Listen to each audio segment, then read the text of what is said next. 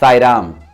हमारे भारतीय परंपरा के अनुसार जब कोई विद्यार्थी अपना शिक्षा समाप्त करता है, जब पढ़ाई खत्म हो जाता है, तो कृतज्ञता के रूप में वो गुरु दक्षिणा देता है, क्योंकि अब तक जो शिक्षा मिला है वो मुफ्त मिला है। यह है भारतीय परंपरा और इसी परंपरा के अनुसार चलता है भगवान श्री सत्य साई बाबा के विद्यालय और कॉलेज। इसलिए जब स्नातकोत्सव का समय आता था, जब सबसे वरिष्ठ विद्यार्थी अपना शिक्षा खत्म करके निकलने वाले होते हैं, तब वे ये चाहते हैं कि अपने अध्यापकों को कुछ ना कुछ गुरु दक्षिणा दे और सबसे महत्वपूर्ण अपने गुरु भगवान श्री सत्य साई बाबा को कुछ तो गुरु दक्षिणा दे।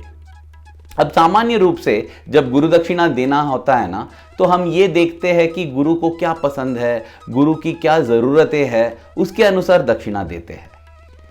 लेकिन गुरु नाम गुरु, सतगुरु, जगत गुरु अपने भगवान श्री सत्य साई बाबा को क्या दे? वे तो इच्छाओं के परे है, उनकी कोई इच्छा ही नहीं और ऐसे कोई चीज़ ही नहीं है जो उनके पास नहीं है, क्योंकि ये पूरा संसार जो है वो उन्हीं का भेंट है हमारे लिए। तो उन्हें क्या दे? और अगर देना भी चाहते हैं ना, ऐसा नहीं है कि कोई अच्छा भेंट देने से भगवान खुश हो जाएंगे, क्योंकि भगवान भाव प्रिय है। इसलिए ही वे एक मोची के घर में केला खाएंगे और किसी और के घर में पनीर। उनको मतलब केला या पनीर ये पसंद है, वो पसंद नहीं है, वैसा नहीं है। वे बस भावनाओं को देखते हैं, भाव प्रिय है। तो जब कोई भेंट देना चाहते हैं ना, पूरा क्लास के रूप से, तो ये देखना है कि सभी का भावनाओं में शुद्धता होना चाहिए, निस्वार्थता होना चाहिए। ये अगर नहीं है तो स्वामी स्वीकार नहीं करेंगे। तो ये सब चैलेंजेस आते हैं जब हम स्वामी को गुरु दक्षिणा देना चाहते हैं। इसलिए हम क्या करते हैं, भगवान तो इच्छाओं के परे है, तो हम उन्हें वो देंगे जो हमें पसंद है। हाँ?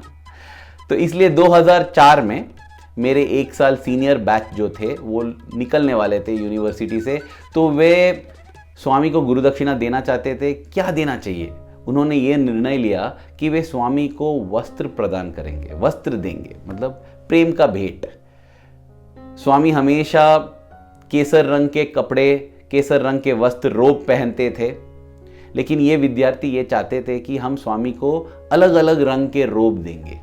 एक पीला रंग का जो स्वामी शायद जन्माष्टमी के समय पहन सकते हैं, एक सफ़ेद रंग का जो स्वामी बर्थडे या क्रिसमस के समय पहन सकते हैं, और दूसरा मरून रंग का जो स्वामी कॉन्वोकेशन के लिए पहन सकते हैं। वे ये चाहते थे कि स्वामी ये स्वीकार करे, और प्रार्थनाओं के साथ उन्होंने सभी, मतलब उस कक्षा में, उस क्लास में जो भी विद्यार्थी थे, सभी लोग ने चिट्ठी लिखा था स्वामी के लिए।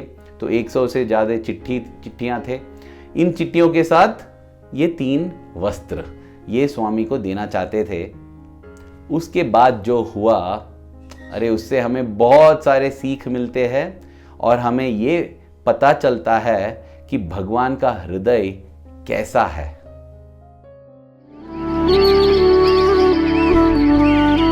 प्रेम स्वरूप अब कुछ चुने हुए छात्र ये 3 वस्त्रों के साथ बाकी सब चिट्ठियों को लेकर स्वामी के यजुर मंदिर के पास पहुंच गए। उन्होंने ये भेंट दे दिया और उन्होंने प्रार्थना किया कि ये हमारे क्लास की तरफ से गुरु दक्षिणा है, हम ये प्रार्थना करते हैं कि स्वामी ये स्वीकार करें।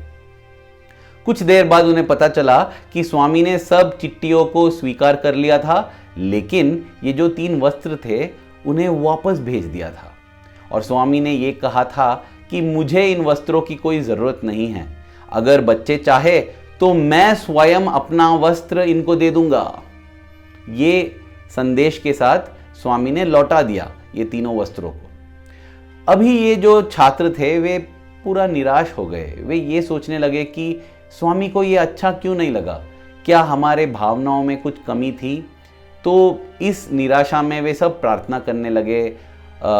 इस कक्षा के हर एक छात्र अपने अपने रूम में बैठकर स्वामी के फोटो के सामने, चित्र के सामने ये प्रार्थना कर रहे थे। और कुछ लोगों के मन में ये विचार भी आया कि स्वामी आपने कहा कि आप ही अपना वस्त्र हमें देंगे, इसका अर्थ क्या है, किसको देंगे आप?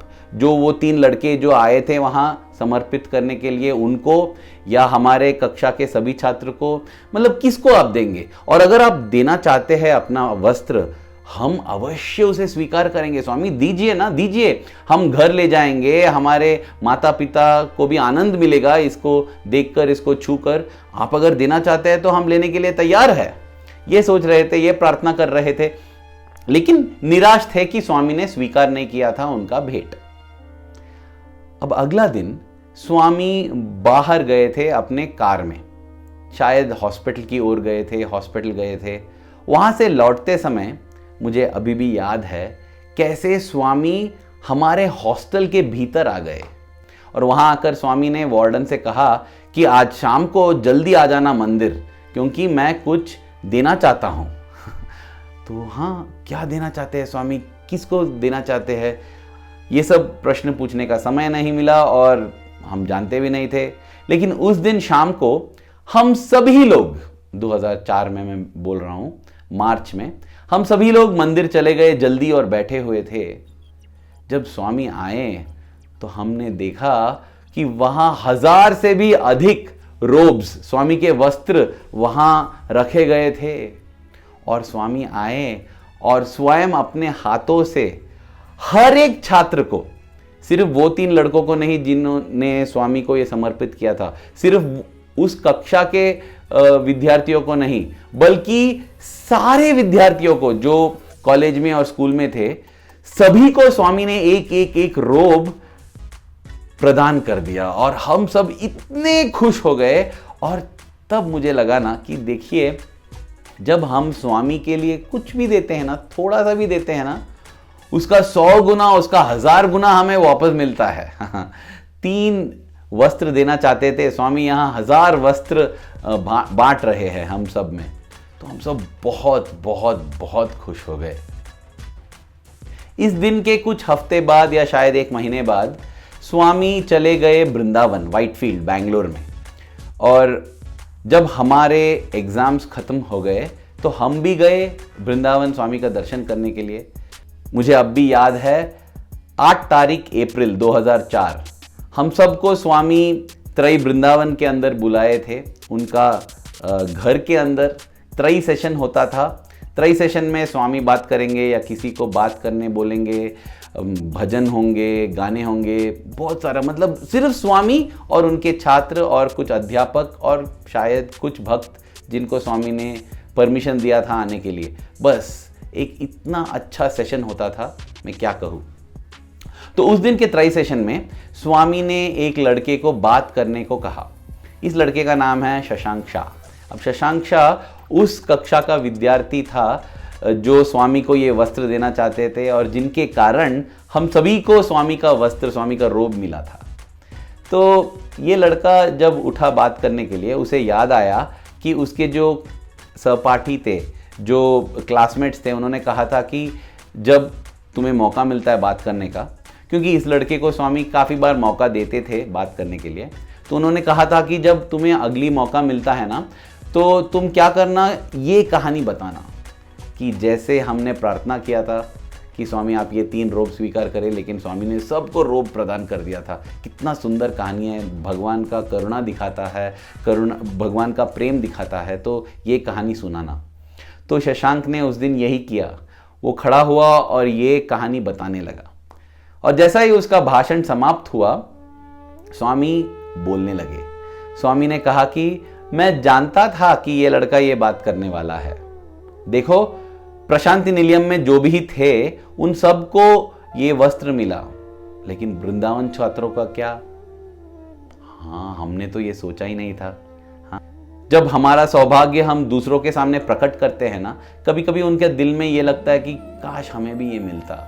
और शायद उस समय काफी वृंदावन के विद्यार्थियों को ये लग रहा होगा कि अरे हमें नहीं मिला, लेकिन स्वामी तो सब जानते हैं। स्वामी ने ऐसा कहा कि वृंदावन के बच्चों को क्या। उसके ठीक 1-2 मिनट बाद हमने देखा कि वहां भी वस्त्र 100, 200, 300 वस्त्र आ रहे हैं स्वामी के। और स्वामी ने हर एक वृंदावन छात्र को भी अपना रोब प्रदान किया। अरे कितना है स्वामी का प्रेम। स्वामी का देखिए, उनका मास्टर प्लान जो है वे जानते थे कि ये लड़का इसके बारे में बात करने वाला है और ये सब तैयार करके रखे थे और सभी लोग फिर से खुश हो गए। इस दिन के बाद सिर्फ छात्रों में नहीं, कई भक्तों में, बहुत सारे लोगों को स्वामी ने अपना वस्त्र प्रदान किया और ये वस्त्र अभी दुनिया भर अन्य देशों में भी है स्वामी के चिन्ह के रूप में। स्वामी ये समझाना चाहते हैं कि तुम ये मत समझो कि सिर्फ मैं प्रशांति निलयम में हूँ, वृंदावन में हूँ, इधर हूँ उधर हूँ। नहीं नहीं, जहाँ भी मेरा नाम लिया जाता है, जहाँ भी मुझे याद किया जाता है, मैं वहाँ प्रकट होता हूँ, मैं वहाँ अपने आप को स्थापित कर देता हूँ। लेकिन भाव प्रिय है भगवान, भाव होना चाहिए। हमारे शुद्ध भावनाओं और निस्वार्थ भावनाओं के कारण भगवान अपने आप को प्रकट करते हैं। यही सीख मिलते हैं ना, यही सीख मिलती है ना हमें द्रौपदी की कहानी से। जब द्रौपदी का वस्त्र हरण हो रहा था, वस्त्र उतारा जा रहा था कुरुसभा में, तो वो पुकारती है, ओ हृदयवासी कृष्ण मुझे आके बचा लो। तब कृष्ण सोचने लगता है कि द्रौपदी ने मुझे क्या दिया है। तब उन्हें याद आता है कि जब एक बार वे गन्ना काट रहे थे खाने के लिए, तो कृष्ण जी का उंगली कट गया था और खून बहने लगा था। और रुक्मिणी देवी, सत्यभामा देवी, बाकी सब जो रानियां थे, वे भागकर गए ढूंढने के लिए कुछ बैंडेड या डेटॉल या जो भी था उस जमाने में। द्रौपदी ने क्या किया, अपना साड़ी फाड़कर बांध दिया कृष्ण के उंगली में ताकि खून रुक जाए। और तब श्री कृष्ण याद करते हैं कि हाँ, द्रौपदी ने मुझे साड़ी दिया था, मैं द्रौपदी को साड़ी दूंगा। द्रौपदी ने कितना साड़ी दिया था भाई और बहनों, 1-2 इंच का साड़ी बस। और भगवान श्री कृष्ण ने किलोमीटर मीलों दूरी तक की साड़ी दे दी द्रौपदी का मान रखने के लिए, मान बचाने के लिए। यही होता है जब भगवान को हम इतना भी देंगे ना, छोटा सा भी अर्चना करेंगे या समर्पित करेंगे ना, उसका 100 गुना हमें वापस मिलता है। इसलिए जब हम भगवान की सेवा करते हैं, भगवान की पूजा करते हैं, उससे हमें ही लाभ प्राप्त होता है। हम भगवान के लिए नहीं करते हैं, हम स्वयं के लिए ही कर रहे हैं, ये याद रखना चाहिए।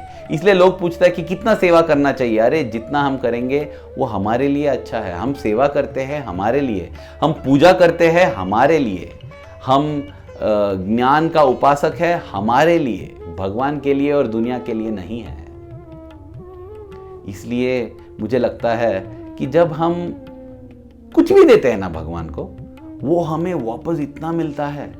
इसलिए बेस्ट ये है, सबसे बेहतरीन आइडिया ये है कि हमारे पास जो भी है सब समर्पित कर देना चाहिए भगवान के लिए। भगवान तो छोटे छोटे चीजों से भी खुश हो जाते हैं। स्वामी कहते हैं, फलम पुष्पम पत्रम तोयम, कुछ फल दे दो या पत्र दे दो या पुष्प दे दो, या तोयम पानी, पत्ता, फल, फूल, इससे खुश हो जाते हैं भगवान। लेकिन स्वामी कहते हैं कि सबसे बेहतरीन ये है कि कोई साधारण फल नहीं, हमें उन्हें अपना वांछा फल या मनोफल दे देना चाहिए। जो भी करते हैं बस उनके लिए काम करना चाहिए और उससे जो फल मिलता है वो उन्हीं को समर्पित कर देना चाहिए। वो फल भगवान को सबसे पसंद है। और कौन सा फूल, कौन सा पुष्पम, हृदय पुष्पम, अपने दिल के भावनाओं को भगवान को देना चाहिए, ये देखते हुए कि उसमें कोई काम, क्रोध, लोभ, मोह, मद और मात्सर्य नहीं है। और कौन सा पत्ता, कौन सा पत्र, स्वामी कहते हैं देह पत्र, हम अपने सभी कर्मों को भगवान के लिए करना चाहिए। और तोयम पानी, कौन सी पानी, आनंद भाष्प, हम आनंद से अपने आंखों से अश्रुधारा बहती है ना, वो पानी भगवान चाहते हैं। तो ये सब अगर हम भगवान को समर्पित कर देंगे ना, तो हमारा जीवन धन्य हो जाएगा। मैं भगवान से यही प्रार्थना करता हूँ कि स्वामी जिंदगी भर जो भी समर्पित करना चाहते हैं वो बस भगवान के लिए हमें करना चाहिए, क्योंकि वही एक रिश्ता है जो जिंदगी भर रहता है और अन्य जन्मों में भी रहता है। इसलिए भगवान, आपके प्रति हमारे दिल में जो प्रेम है ना, वो हर क्षण बढ़ते ही रहना चाहिए। धन्यवाद। साई राम।